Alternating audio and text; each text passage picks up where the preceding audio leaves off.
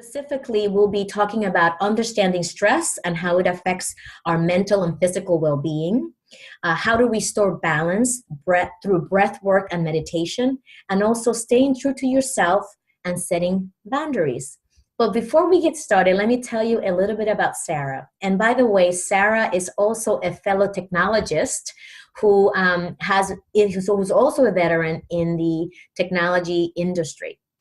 So Sarah is the owner of Body, Mind, Spirit Business and Life Coaching. She's also the co-founder of Yoga Vacations, right up my alley, Sarah. And where she provides a safe space for people to explore their inner world through yoga while traveling to beautiful destinations. Now, Sarah's own journey into yoga began about 20 years ago and has taken her around the world many times, sparking her passion to give back. Sarah is a proud board member of Helping Hands for India, where they built a school in northern India providing free education to almost 300 children. She's also the author of the book, Life Reboot, an inner wisdom guide to finding your passion and purpose, where she shares her story to inspire others who are also craving something more out of life.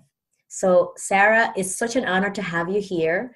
And let's dive right in. Let's talk about what is your definition, Sarah, of finding balance and managing stress at work, which I'm sure will take us into the first topic of understanding stress and how it affects us physically and emotionally.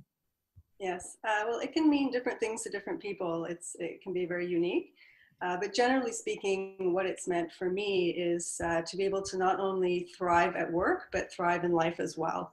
We spend so much of our time at work with our colleagues, and quite often if we're finding ourselves being overworked or overtasked, especially in the technology industry where we're connected, we can be connected 24/7. And sometimes it can be hard to switch off at the end of the day. You may not just work a typical 9-to-5 job. We can work in the evenings or early mornings, etc. So it's very easy to get out of balance. And when you're out of balance, there are many signs that are available to us. I call them signs of discord, and they don't always have to show up at work. They could show up in any aspect of your life. So let's talk about some of those signs. Yeah, it could start as just maybe a general, it could show up even something that is happening at work. It could show up in your relationship. You could start to get grumpy with your family members or your partner, or you could start to even be feeling disconnected from meeting up with friends, disengaged with life. It could be very subtle. It could be sometimes more serious, as leading to feelings of overwhelm, or it could even start to manifest in the physical body. And this is where, maybe people really start to notice. It could be headaches, for example, problems with the digestive system. There's any number of physical symptoms. I know one of them is sleep or lack thereof, right? The inability to sleep well. Sleeplessness, and the driver behind most of this, in my belief, is the inability to switch off the mind and actually our perception of what's going on.